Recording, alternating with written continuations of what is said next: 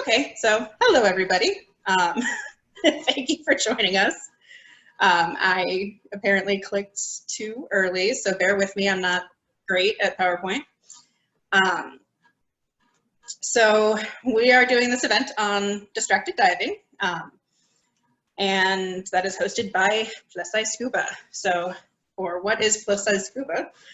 Essentially, that is my sister and I. So Lisa is the other one that occasionally talks to me on the call. And we basically, we established the Instagram handle, PlusSizeScuba, in October of 2017. Essentially what happened was, way back when, maybe 10 years ago, I was on a cruise ship and I was going diving, and I was really looking forward to it. And then they delivered my ticket to the stateroom, and it had a weight limit on it that I was about 45 pounds over. And I did not handle it well. I was really, really upset. I was in my early 20s, and I basically, it was the first time that I ever was formally restricted from something because of my size. And essentially it kind of scared me off from diving for a while. Not really scared me, but more like we didn't think that we could.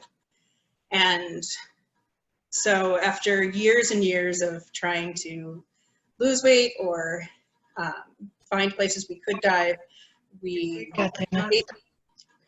basically decided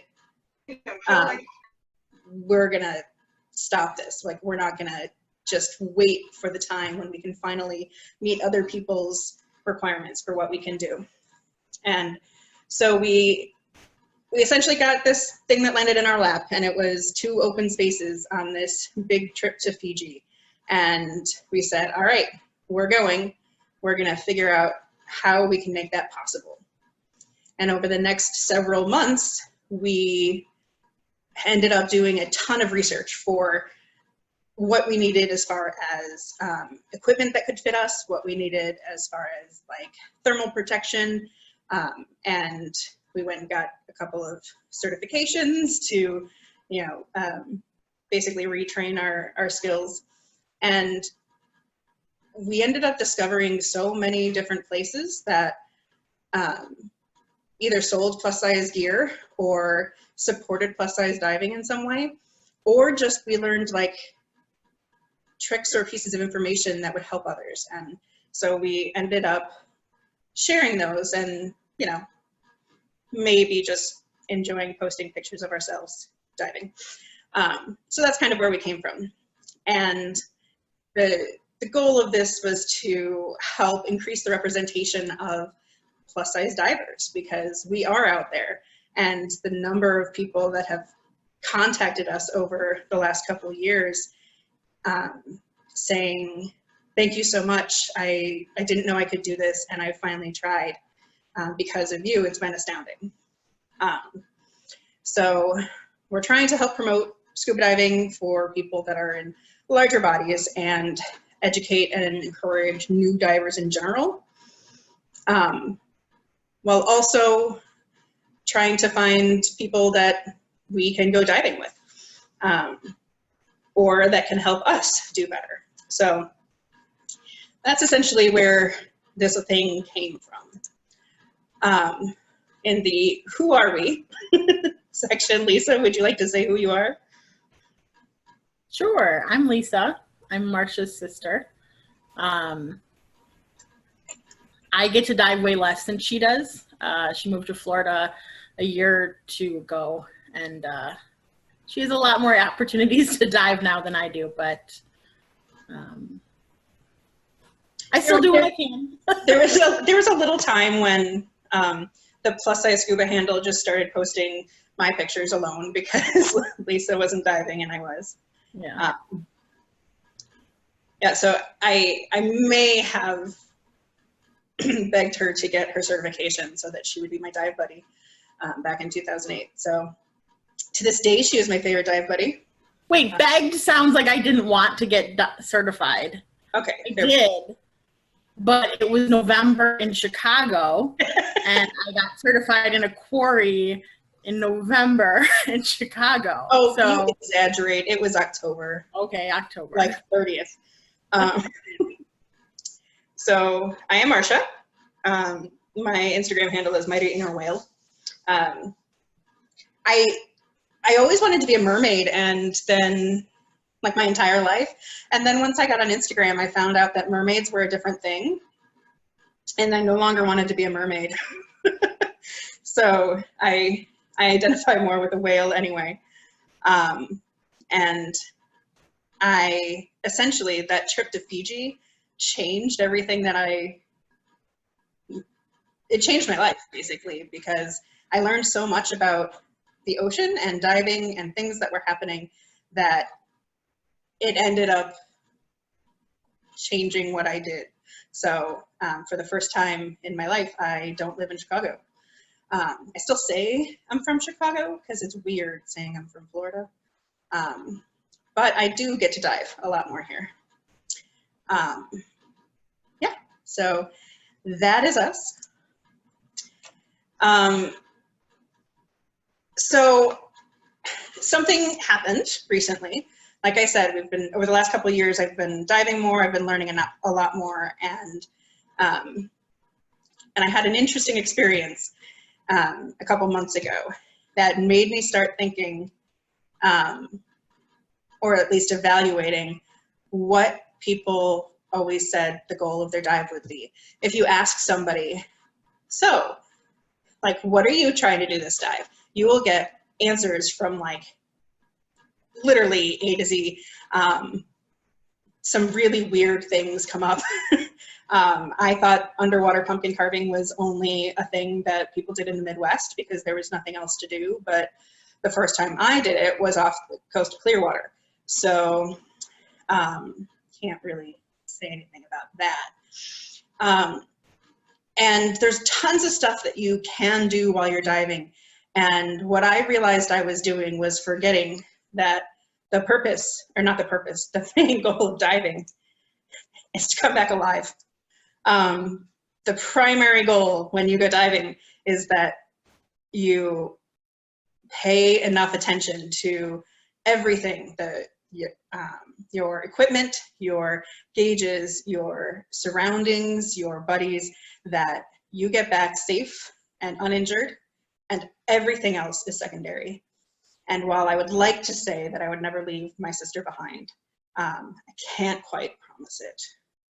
I'm trying to make her laugh. It's not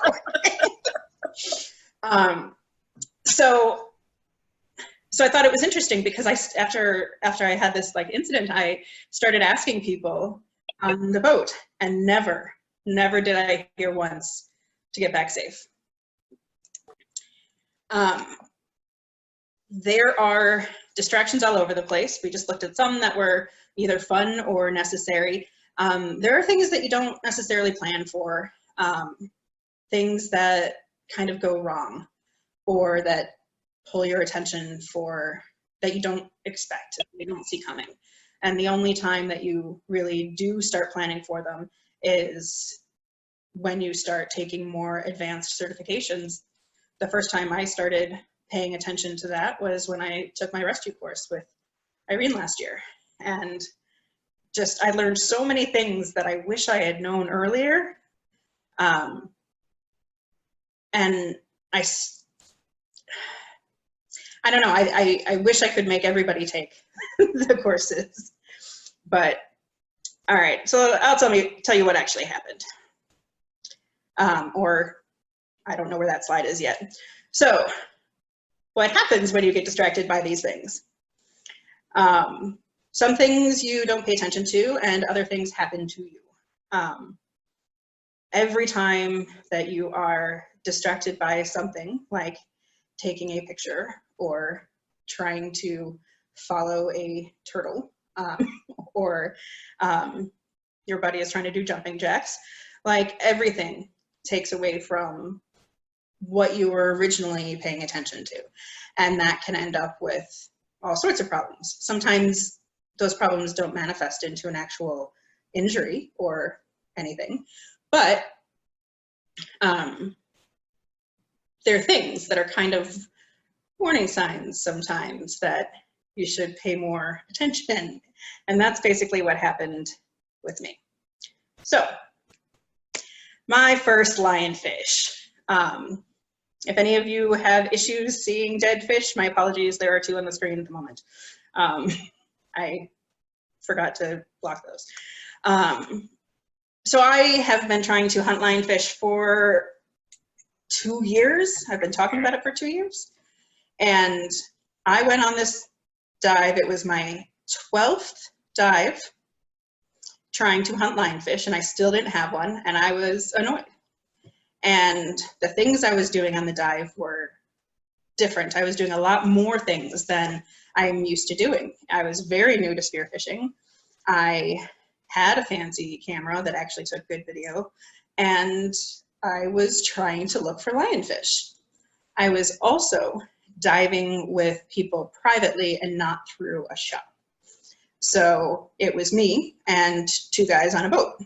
And essentially,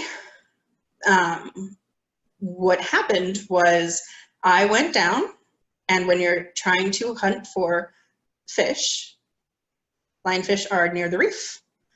Big fish are further away, and this guy was hunting bigger fish, and he went away, and I never saw him again. Well, once I got on the boat, I did. But I am now 70 feet down, and I'm alone, and I am spearfishing. But apparently this is what they did. And I didn't find one. I circled the pile of rocks that we were on a couple times, and I still didn't find a fish, and I was so frustrated. And I looked at my time, and I was like, all right, it's time for me to go. And on the way towards where I needed to surface for the boat, I finally found an amfish. And it took me a couple shots, but I hit the fish and got him into my little container. So something interesting happened when I did this, and the amount of time that it took when I did this. Oh man, how do I make it bigger? I wonder if you can't while it's in that thing. That's annoying. Whoops. And by interesting, she means bad interesting. Yes, bad interesting. Not making light of it good interesting. Okay. So this is me trying to film it.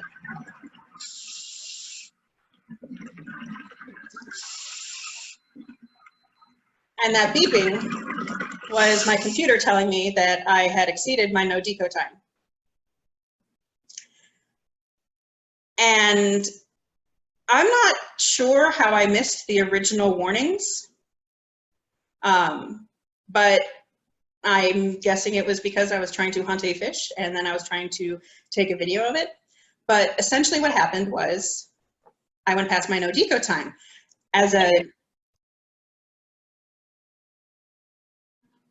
So things that ended up happening was basically nothing.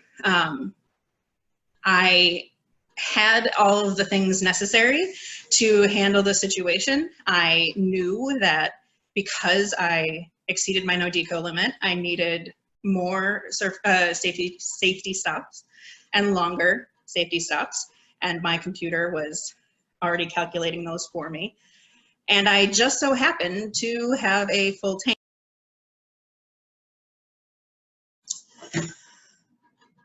Okay, so I think I stopped somewhere along the lines of I happened to have a full tank of air, and on the last dive I didn't. Because we were fishing, we were doing shorter dives, and so we were sharing tanks, like using one tank for 2 dives.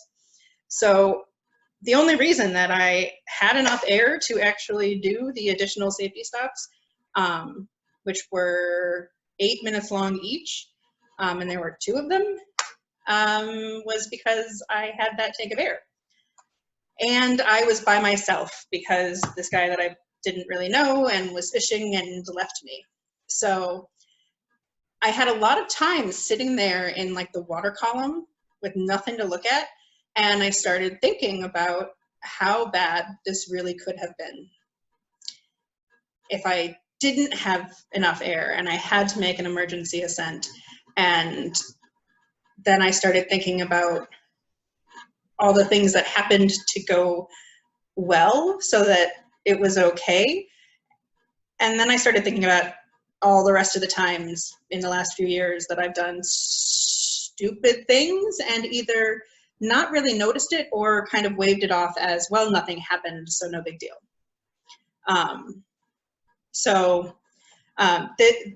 This one is during one of those 8-minute safety stops when I'm like so excited because I've got all the time in the world and I got my first fish. But yeah, I basically risked my safety because I wanted a good video for Instagram about shooting a fish. So also, I always dive more conservative dive profiles anyway, and I only went over by like a minute, and all of these caveats to be like, okay, yeah, I'm fine, but only if I actually learn from it. So, like I said, I started going back to look at things that I had done. We don't need the volume for this one. So this is me hunting. You can, all the little muck in the sand is because the fish keeps running away from me. And I literally right there, I run into live things. Like I end up hitting the reef and getting my spear caught in things that were living because I was trying to chase a fish. On a different dive, I was trying to get low into like a trench and hit something and rolled over into a wall of fire coral. And I had my full coverage Holiday rash guard on, and so I didn't get any stings. I didn't get any like cuts or anything. But I landed on a bunch of fire coral and wasn't really paying attention to it.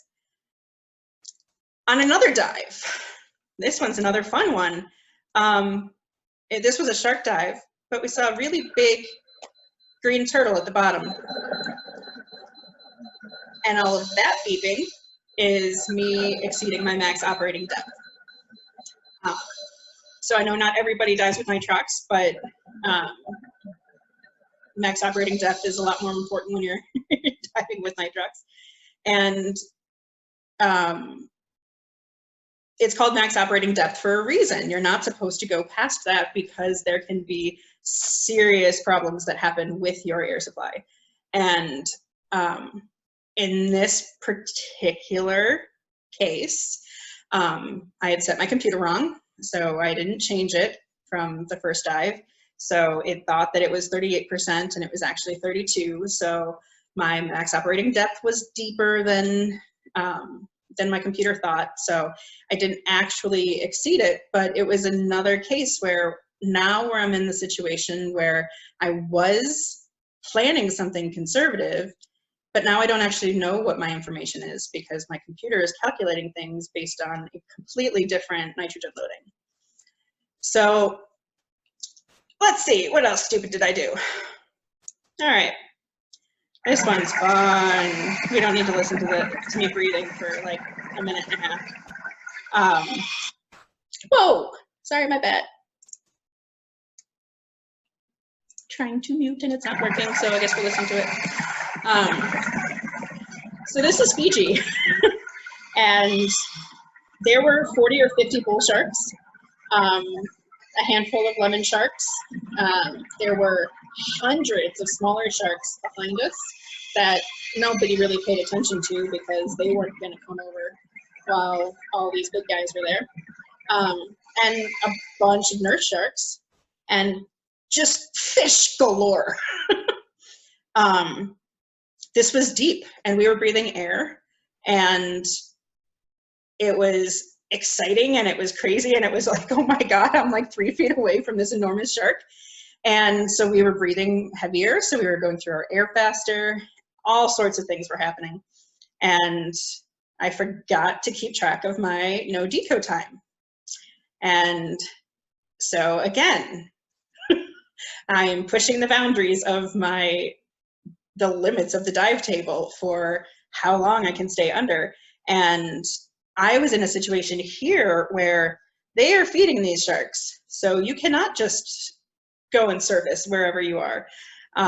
It's not safe to go up through the middle of dozens of sharks that are like in a possible feeding frenzy. There was also insanely fast current, and just there was lots of stuff going on. So we have extra weight on us. We are kneeling on the ground, and we had to go in single file. And that's annoying. I would hit the reload, but it keeps popping up that thing. So we had to go in single file along the ground until we got to the edge, and then we would go up the rope all together. And we were supposed to tell them before we had 5 or less, like before we had 5 minutes left of no deco time. And I looked at my computer and I had like 3. And I was on the far side of a dozen people that had to go like before me, before I could get any shallower to extend my no deco time. I never actually broke it, but I got down to 1 minute, and at that time I was not a very experienced diver.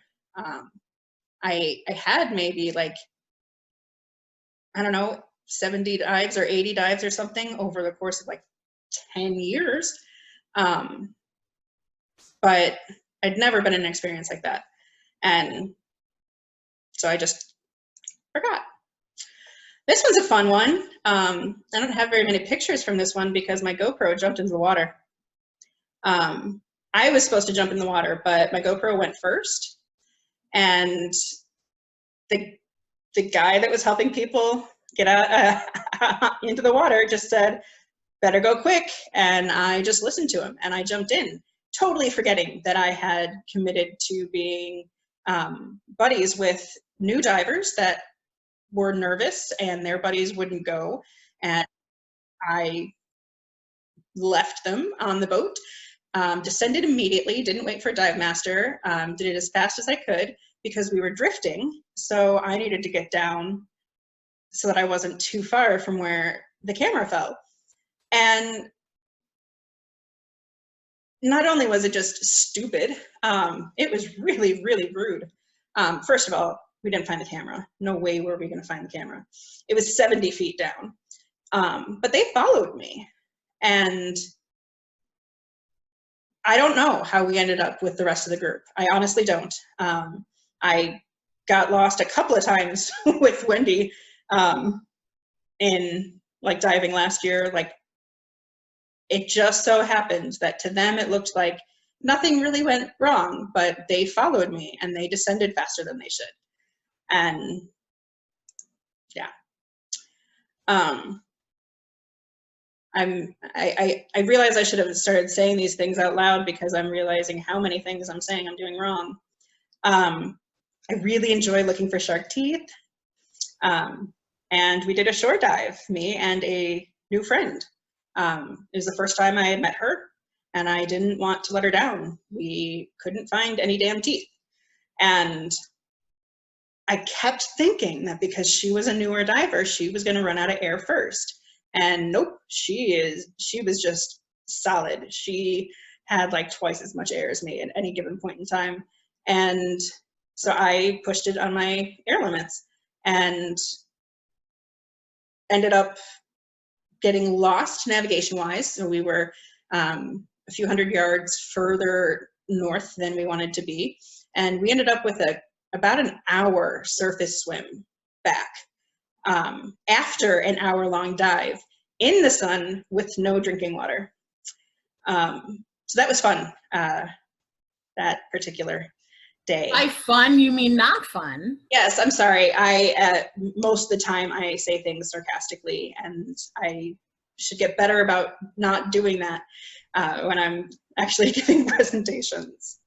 Well, because what's their purpose of talking about all these things? Right, exactly. The purpose is I was making foolish decisions that could have gone badly or had negative consequences for terrible reasons, or just because I didn't notice. And as I looked back at all of these different things that I did, like, it makes me want to be much more conscientious. And in doing that, I kind of wanted to share this is what I learned. These are cute and they're super short. So this is Lisa helping me with cleaning coral. And there's a pretty spotted eel on the left over there. And Lisa's right here. Hi, Lisa. And we're just scrubbing away and scrubbing away and scrubbing away. And this little eel is like, you're getting close to me. This eel was more pissed. He was not happy. He was on the other side of where we were scrubbing. And this little damselfish that's on the right there, yeah, just like that, he kept coming at us and trying to get us out of his little home.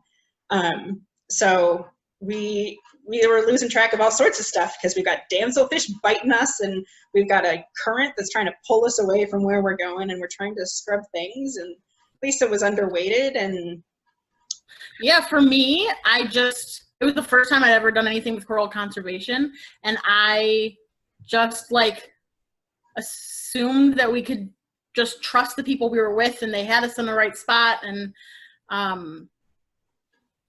I wish that they had gone over some things about, being more aware of what to watch for before you did certain things. Like, I don't think that we heard any, like, we were doing positive things. We're trying to, help in an environmentally way, but it definitely, like, when we looked back, the same thing Marcia said on some things, it was like, especially when you go on group dive trips, a lot of times they just say, great, we're going to have fun, let's just go.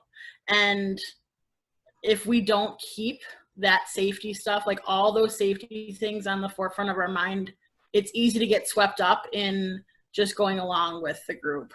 And even though we were 7 feet under, there were a lot of things going for us, but I don't know. That's my 2 cents. which brings us to buddy issues. This is awesome because it's the one that you cannot even contemplate how many things you might have to help with. The only time I've actually panicked underwater is when I thought I had lost Lisa. We were diving by ourselves. We were in just the two of us. We were in a quarry on the side of the road, nobody else there. And we were in the middle of the quarry. You could literally see nothing and got disoriented, and I couldn't find her. And I panicked for all of about 4 seconds until she reached out and grabbed me because she was directly above me. We were in like 19 feet of water. Right. That kind of quarry, not a 300 feet. Yeah, it was. But that's the only time I've been panicked. And then she kind of did it on purpose. So we've got like bluegills going like mad. People feed them in this particular quarry, and so they just swarm you because they want food. And that was fun. I was watching them, and I enjoyed watching them. And then I decided I was going to look down and film my buddies. And when I looked down, Lisa wasn't there. Our other buddy was, but Lisa, this is her video over here, and basically I just have it to show you how green the water is once you get down 10 more feet. But yeah, there used to be a Lisa doing pull-ups on that bar, and she decided to see how warm or how deep she could go before she got cold in her fancy new wetsuit. So we were at about 20 feet, and she went down to about 40, and in that visibility, couldn't see her at all. I wasn't worried that time because she couldn't have gone far. but it was unnerving. And then Attack of the Bluegills, they were trying to eat Lisa's dots, and that's just fun. Because people feed them like dog food, little pellets, and so she got attacked by all of the fish. Yeah, I've had more buddy issues, but we don't really need to talk about them. Diving with new people that you don't know, is the hardest, because you don't know you don't know anything about their skill level, or what their priorities are, or if they'll listen. So one guy that we dove with, he went from 20 feet to 70 feet as fast as you can imagine, back and forth, bouncing around, and did things like wrapping himself in the ascent line to meditate, which to us looked like he was passed out and needed help. So one of the things that is on this list of things that I have learned is to be confident about what you need to do, and not be intimidated by others. Like, I should have insisted that the guy that was spearfishing stay close enough to me that I could see him. I should have not let the boat give me 4 pounds less than I asked for, and end up like swimming down on my entire safety stop. Like, I am at the point where there are certain things that I know, and because I know them, I need to be confident about them. And people can tell me all they want that I don't need as much weight as I think I do, and then they will give me what they think I need, and I will not sink. And I will not be panicked, and there's no air anywhere, and it's frustrating, because then I start getting like anxious, and I have to deal with being underweighted and worrying about that stress. One of the things that was fantastic for me over the last couple of years is having a local dive buddy, when I was in Chicago at least, that I could practice with. Lisa and I went to local quarries, and we did weight checks, which there are hilarious videos about, because we were so overweighted that she couldn't really get up off the bottom. But no matter what people say you can do or say you can't do, you have to be able to stay within your own limits and your own experience, and not let others like tell you differently. At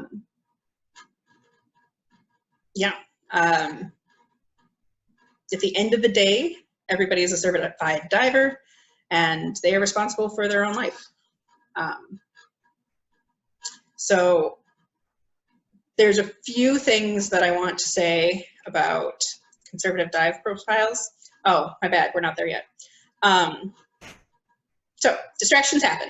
I am not saying that nobody should use a camera. I'm not saying that nobody should spearfish. I'm not saying that nobody should, pay attention to their buddy. But if you at least think about the situations in advance, you can plan for them.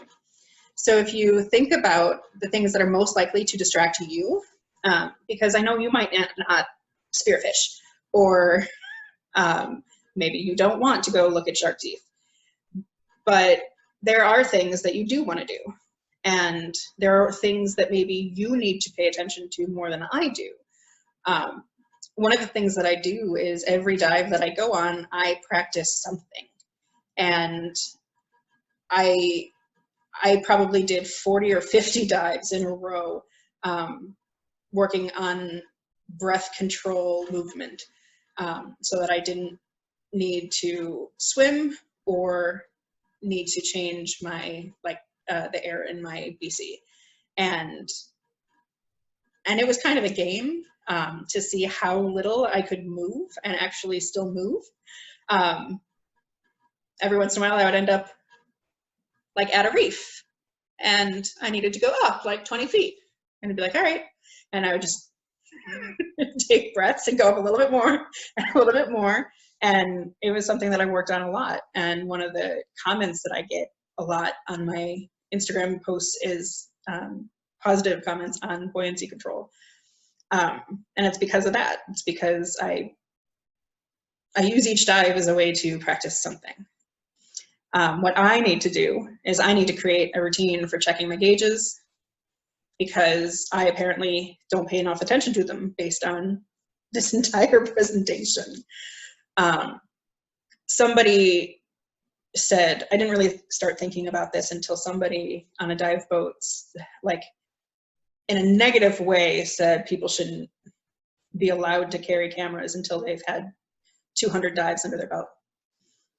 And I started thinking about it, and I started thinking about the number of times that I hit coral or a reef or an animal while I was using a camera versus when I was not. And I was like, huh, that's a really good point. And that's why I started paying attention to things like, oh, I was chasing the turtle. Oh, I was chasing a lionfish that's 25 feet down. I shouldn't have gone there. So what I've started doing is, if I notice that I've gotten distracted, if I hit something, if I like realize that, oh, I lost my buddy, or which one of them is my buddy, I should be closer, I stop doing whatever the activity was that I was doing. So I've actually like swum around not spearing fish with a spear in my hand because I wasn't paying enough attention. But everybody needs to figure out how to do the things that they want to do. So this is my word on conservative diving. This is the plus size scuba world.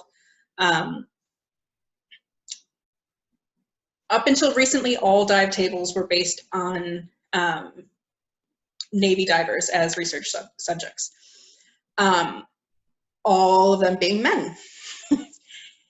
And I do not have a very similar body composition to a Navy diver.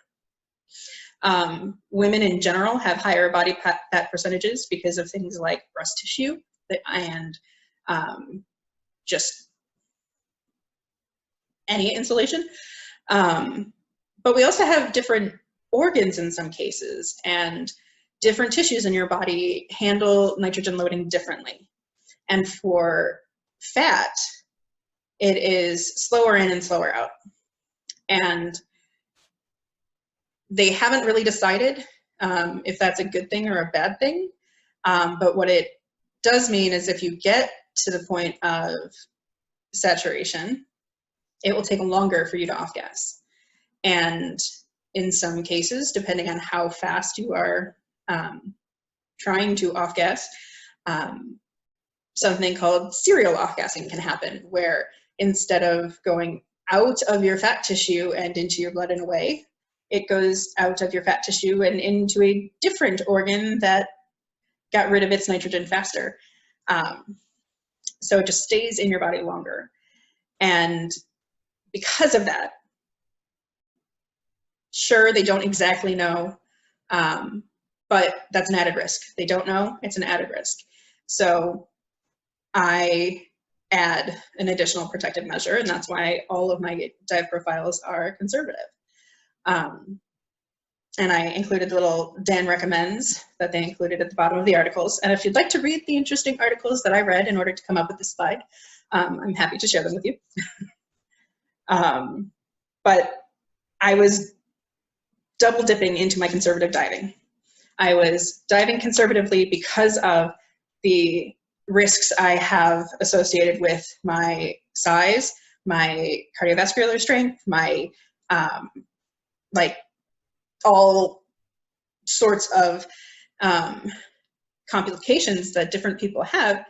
But then I was also going over the bounds of those limits that were being set by the conservative dive. And that was not my that's not my intention. It doesn't work well that way. So I'm trying to keep my conservative dive profiles where they belong. And then most of that was pretty Debbie Downer. So I've got the cool little critters that I find when I get to use my camera. That needs to be bigger. So this guy's a fun little goatfish. And if I make it big enough, you can see his little whiskers, and he digs down into the sand to find things. And you just you have to, if you have a camera, you just have to take pictures of things like that. At least if you're me. Especially things like this.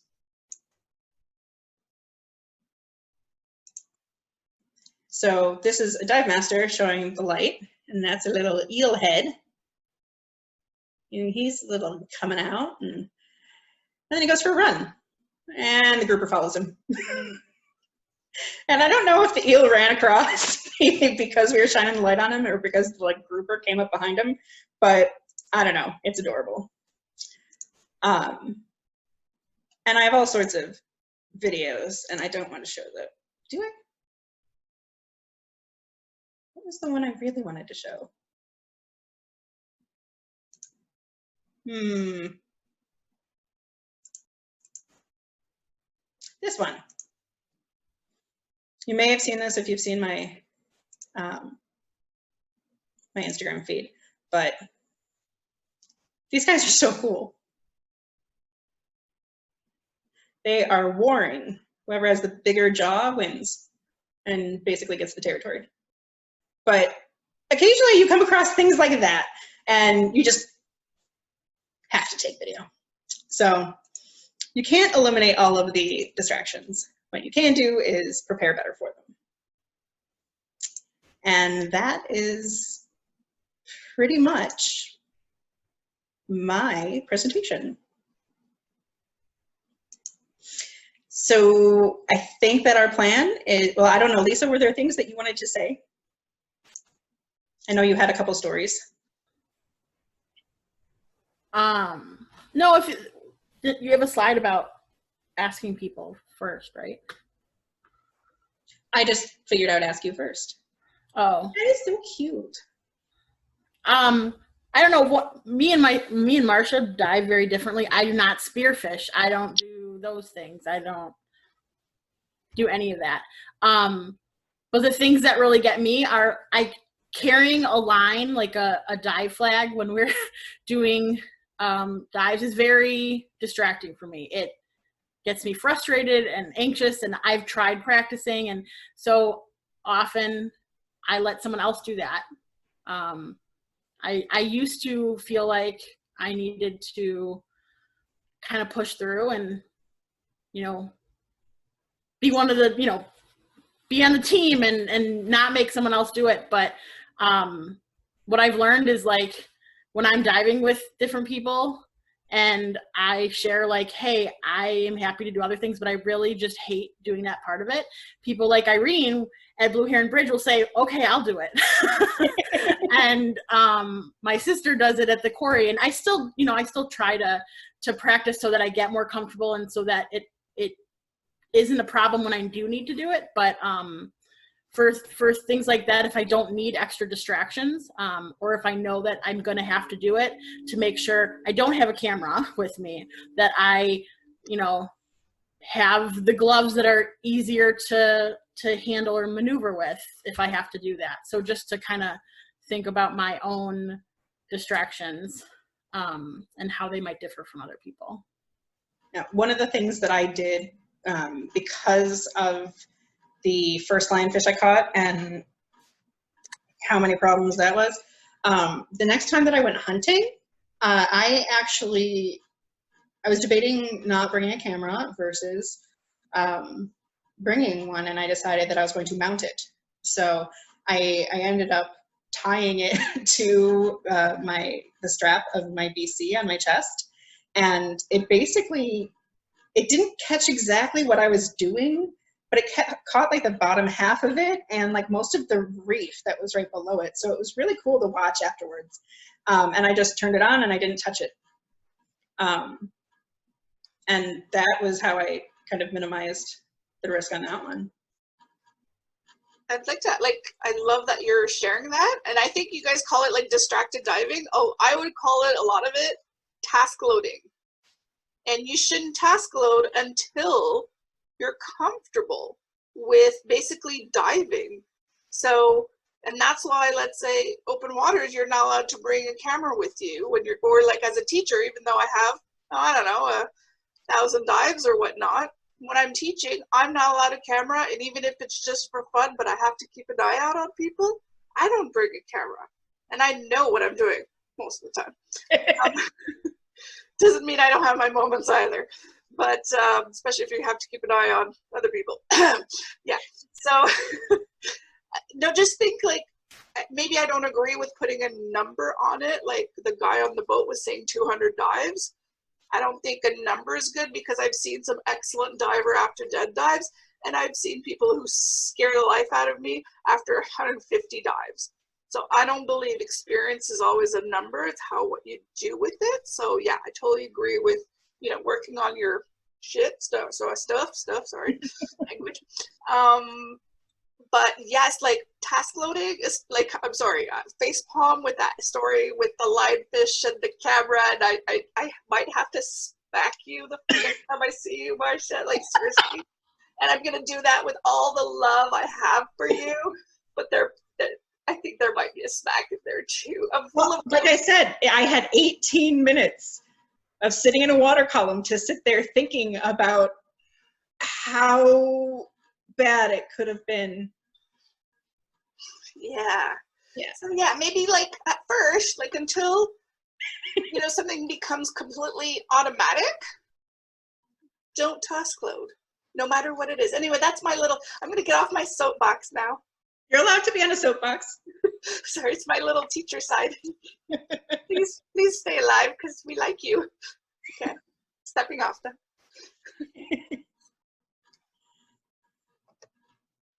Anybody else have stories they'd like to share or comments they'd like to share? Hi, this is Susan. Just a comment on Irene's. You know, I've had a lot of people say that. I'm pretty new, a pretty new diver as well. But it's, the other thing I found is it depends on where you're diving. If you're diving in the same place all the time in the same conditions, you know, after 5 dives, I felt comfortable enough to take a camera with me. But if I was diving somewhere new, you know, or in some conditions that I had never been in. So I live in New England, and I learned in the ocean up here with about 4 feet of visibility. So if I have 10 feet of visibility, I feel like that's awesome. So when I went down to Mexico for the first time and was diving, our dives were no more than like 35 feet, but we had like 45 feet of visibility.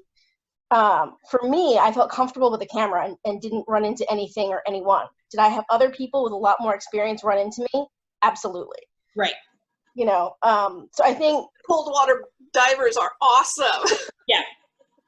Yeah, so I just learned last summer actually. So I've only done about 20 dives, but you know, after diving where you can hardly see anything and you really have to rely on the people around you and your equipment, it's much, you know, it's much easier diving when you can see 45 feet. Yeah. You know, so it's, but you know, I haven't dove in current yet, so that scares the crap out of me. So I'm not taking a camera the first time I do that. Yay. Or give it to somebody who's comfortable, because a lot of times, like, let's be honest, we also like videos of ourselves. Yeah. Right? So maybe is for true. the first time, be like, okay, like, buddy, if you're, you know, or like, can you bring it for me kind of thing? And then it could be an option. Maybe they'll say no, and you say, okay, thank you. Or I'll strap it to my chest. Yeah. Yeah, if you have one of those, yes. Yes. I just have so much chest, I don't really want to strap anything on top of it. You know, yeah, I have a similar problem. Chest, neck, you know, whatever. Yeah. But yeah, no, yes, absolutely. Yeah, I was just, good point. Yeah, mudwater diving definitely is a different it's just different. Like the people that learn in the bright, clear, shiny water of Mexico, not wearing a wetsuit, is very different than somebody that needs to learn wearing 7 millimeters and a hood, like, and then they can't see anything. So I definitely hear you there.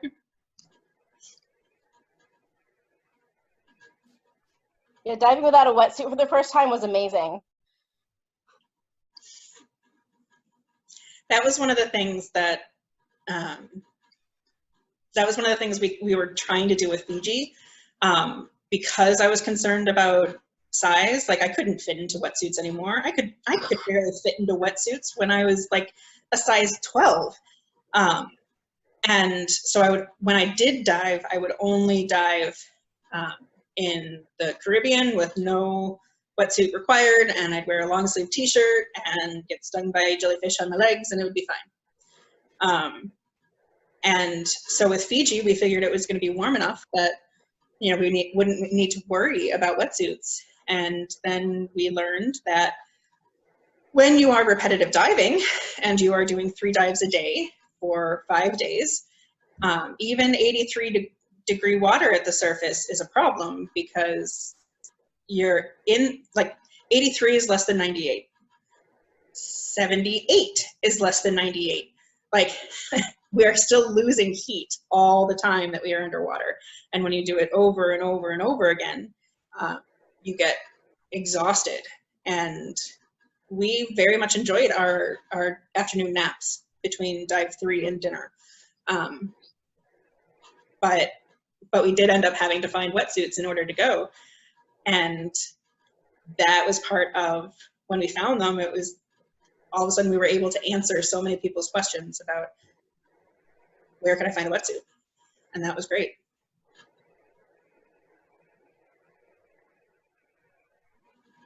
Have you guys watched a little documentary that was premiered only a few days ago called What If, or If Only, or something like that?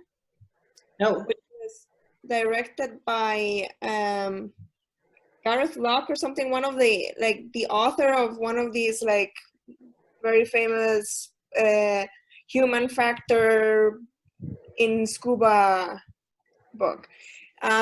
This diver who was like he was a like an ex-veteran or something. He died in 2018, I think, doing a closed circuit rebreather course. And they were like going through all the steps and like all the holes in his scuba diving education that brought him to the point where he was comfortable being on a boat where like they hadn't finished all of their training and they were going on their first CCR dives without having finished all of the course requirements properly. So it's also,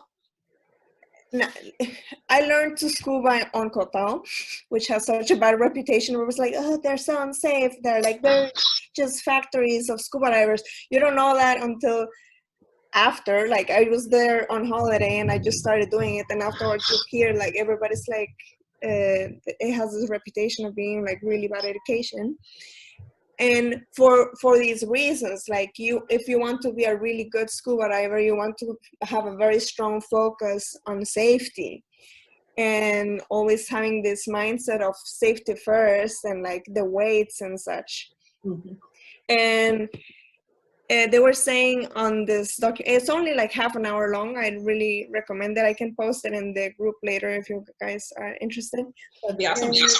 They were saying that they did the open water course, him and his wife, and then they went diving in Mexico to the cenotes.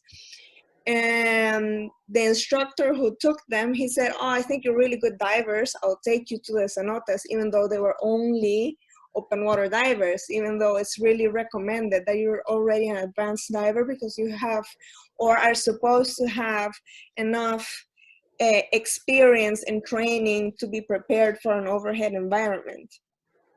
So I had that too when I was learning to dive, when you assume that people that you go diving with are going to take care of you. But really, you have to be very, very responsible for your own safety. And that carries on. Like, if from the get-go you are trained, like, oh, you can go on these cenote, like overhead environment is okay because you're a good enough diver, that will carry out through all of the rest of your diving. And this guy died within 5 minutes of jumping into the water with like a CCR equipment that he wasn't prepared to use. Wow. So just stay safe. Yeah, and if anybody has not considered the cenotes or has not heard of them, Oh, right, yeah, of course. this is one of them. So neither Lisa or I are cave divers, but we were allowed to do this. What? I'm sorry, I was late into the conference. What certification are you guys both? I'm a rescue diver. She's advanced. We were with a cave diver instructor, which was what meant it okay for us to do it. Yeah. We were in places that were pitch black, like 5 minutes earlier in this video. Yeah. Absolute darkness. Yeah. And then if you imagine you've been in darkness for so long and you see this view when you come up, it was like the heavens were opening. Yeah, cenotes are pure magic, guys. Yeah, they just absolutely amazing. Never seen anything like it. And Rebecca, don't worry, Koh Tao is not, it's not just about the island. It doesn't, sorry. I worked there for a year. I know. Hello. I've been following you, Lisa, and Marcia for a little while on Instagram, so I'll introduce myself now. Hi, I've been following you for a while and admire all very much. I've seen your videos doing free diving as well and everything, and I was just saying, we're very cool. It is a factory, I will say, yes, but some of us, you know, who work there do sometimes try to be the best instructor we can be. Oh no, of course. Like I ended up, like I learned there, and as many other people that go through Koh Tao, I had many plans. I was like, I had to quit my job and I gave up my apartment. I was gonna do all this backpacking in Asia, and I just gave everything, all of my plans up to stay in, and I just did the, not zero to here because I didn't do the instructor, but I did the advanced rescue, and I stayed for a while, and I did my dive master training as well. And to this day, like I really, really admire my instructor trainers there. They were like amazing teachers. But when you see like these huge schools and people are just like, it's massive. It's very, very, very big and very fast. And sometimes you wonder how much good that's doing. Yeah. Which outfit were you with? If you I don't was diving with Rocktopus with Pete Gallier. Yeah. Yeah, I don't know the people at Rocktopus that much. I only knew Pyung when she worked there for a bit, but yeah, I worked at Buddha View. Like I did a lot of the IDC staffing there. Yeah. But yeah. Okay, sorry, I just wanted to know. I love Koh Tao, so. No, I loved it. I absolutely loved it, and I would go back. But it does have that reputation. If you want a lot of experience really fast, it's the place to go, and that's why I wanted to do my MSDT internship there, because the amount of stuff I learned, is every kind of incident or F up that you could possibly see, I saw it. Yeah. Now it's like nothing can surprise me. Like, bring it. Like, whatever. You want to have a panic attack? No problem. I'll take care of that. You want to cut your leg open or dive completely hungover and puke all over the place? I'm not phased. Just bring it, you know? No, that's true. I've seen like people that I know now that have done their dive master internship somewhere else. They've only done a handful of dives because the system is a bit different. And I was like, really? Like, you learn diving by going diving. I did like 160 dives during my dive master training or something like that. And it took me quite a long, like a very high amount of dives to feel that that I had control over my buoyancy like properly. When you're saying and that people always want to give you less weight on the boat. That happened to me as well. Like I was at first diving with like 9 kilos, like 18 pounds or something. They were like, oh, you're diving with so much weight, you need less weight. And I was like, I have a huge bum. I need some lead to keep this bum underwater. Like, and when I became more comfortable and like you learn buoyancy with your breathing as well, then you maybe use a little less lead. But on every new boat, they're like, you're taking too much weight. And I was like, no, this is what I need. And on times that I've said, okay, I'll use less, then on my safety stop, I'm swimming like head down because the tank wants to like lift me up. And I was like, no, that's the amount that I need. I know what it is. And yeah, so yeah. One thing that you said at the beginning, I don't know how it didn't end up in this presentation because I say it every time I talk about this, and that is I never want to think I knew better. Yeah. Like anytime anybody asks me if like it's okay if we don't dive, or if like they're not feeling well or something like that, and it's like if there's anything wrong, I will stay on the boat with you, or we won't go, or anything, because that I don't want to live with that. I don't want to live with I knew better and did it anyway. Yeah. It's I'm thinking of another story now, sorry if I'm taking over. I remember during the dive master training, I went on a dive with one of my instructors who was taking someone for a refresher, and we went to, you'll know about this place, Irene, to Shark Island, and sometimes there's a bit of a current there. I love Shark Island. And they'll tell you in training, like if you go someplace with a current and you have to go back to the boat, start against the current, and then you let the current take you back to the boat. When we went down, he started going with the current. And I thought, that's very strange. I don't know why he's doing that. And the way back was just ridiculous. We were like, this guy who hadn't dived in a long time, he was like, I don't know, he was not diving by himself. So the instructor I was with and I were dragging this person from the BC, like each on either side, swimming against the current, dragging him, checking his gauge, and like doing the safety stop while we were swimming back to the boat and surfacing quite far away from the boat because he was out of air and we had to surface and like continue the surface swim to the boat against the current. It was stupid. Yeah. So like even if someone has more tenure than you, like is higher certified and you know better, like you can say something because you've also been trained. Yeah. A lot of 0 to hero instructors there that don't know about currents, unfortunately, right? If you've done your 100 dives to get to instructor, but they were all on Kotal, where 98% of the time you're diving with perfect viz, perfect warmth, 0 waves, 0 current. Yeah, that's what happens. And you see some of them don't even know how to navigate properly. They're like, oh, do you know where the boat is? And you're like, what are you doing? I want to ask though, completely unrelated, is there still the pervy remora at Shark Island? A pervy remora? Yes. No, I don't. Every time I've been, there was a remora that was like constantly going in my crotch or in my student's crotch and butts and like stuff. No, Okay. I didn't see that. Maybe I missed it. All right. I've heard Irene, you talk about that now for like over a year. I've been scarred by being sexually abused by a remora.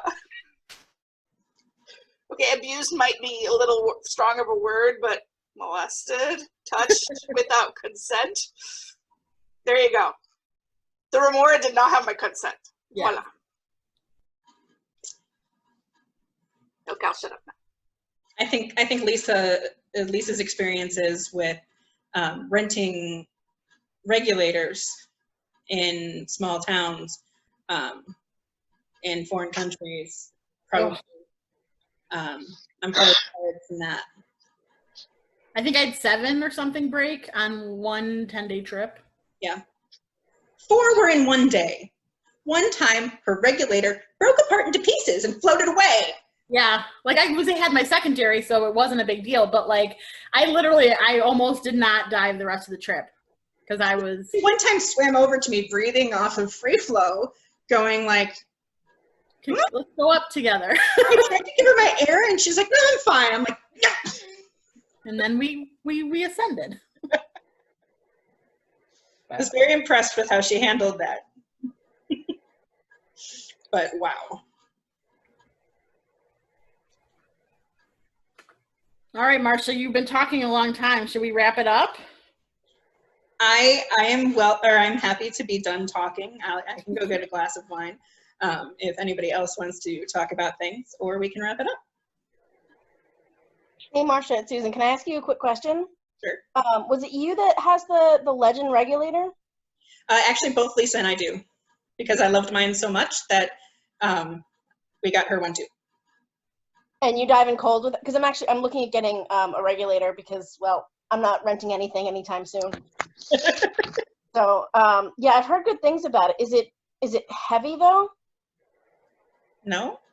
Okay. Yeah. There You have to get are the models that are not cold friendly. Yeah.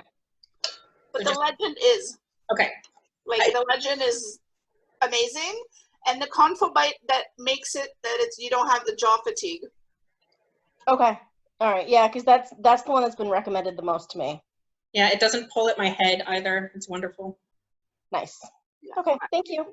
Just make sure you actually like take it in during your first, like before a year's up, to always get the parts for life. I didn't do that. It only works if you buy it from your local dive shop. If you buy it off the internet, it doesn't work. Yeah. Yeah, the shop that I like around here is an aqualung dealer, and it's run by a woman and her husband. So yeah. So they're awesome. Good. I can't stare at this video and not watch it. You have to put the sound on. It was so cute. All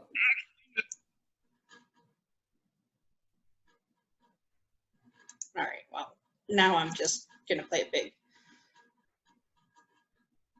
What just happened? Oh, wait, we didn't actually need. But brought with us. All right. That's what we took off during our weight check. We were diving with, I think, our 5 longs for the first time or something. We weren't. We were diving with our 5 longs and 3 mils over them. Oh yeah. To see So what, but we did our weight check and we took it all off, and right, which is this one. Hello. So, Marcia and I just attempted a dive, and we were our faces were very cold, but B, so overweighted that she just took her weight belt off and could still descend, and I took out one whole weight pocket, and I did. So we're going to readjust and try again, and all right. You turn it off? I probably could have trimmed it to not have the can you turn it off. Whatever. Yeah, that was the early days of us trying to figure out how to dive in the Midwest, because it's cold. Can this is unrelated to distracted diving, but can I ask you how true you think it is that 10% of your body weight is enough as like for buoyancy purposes?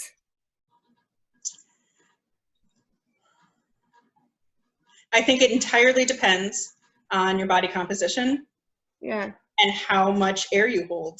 Like, well, and what you're wearing.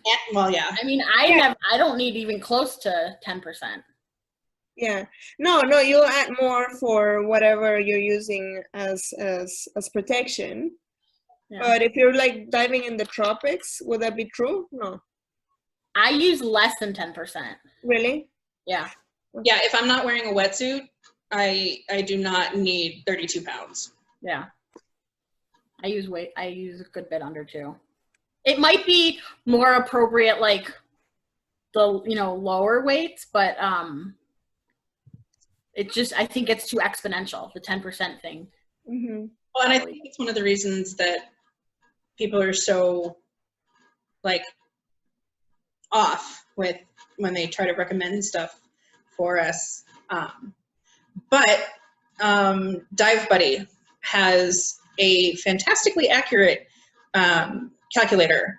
I went back through my dive log and actually entered the conditions and like exposure suits and how many like pounds of weight they recommended, and it was pretty spot on.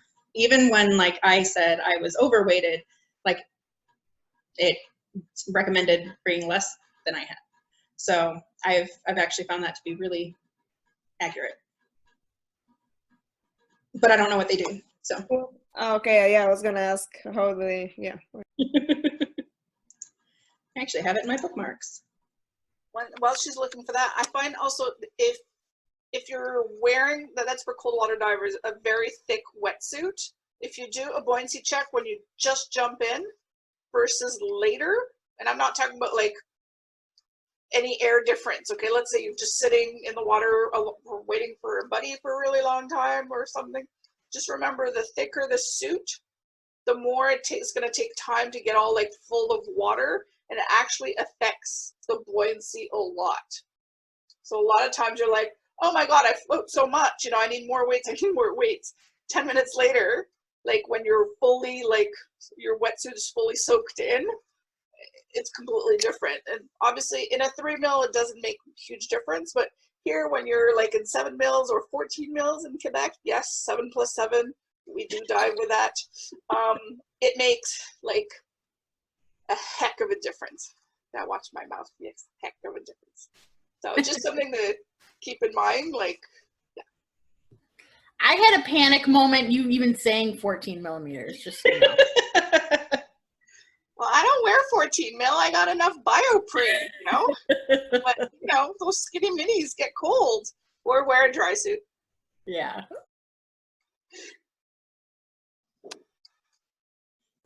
If I could figure out where the chat thing is, I could check this. But I can. I mean, it's divebuddy.com, right? yeah. Here. Oh, you want to put like the whole thing in? I mean, I don't. Somebody asked me if I thought it was accurate, so I went and checked. And yes, I do. Okay. But I like that you even put in your experience level and like which tank you're wearing, and it's great. Perfect. Ah. Awesome. Thank you.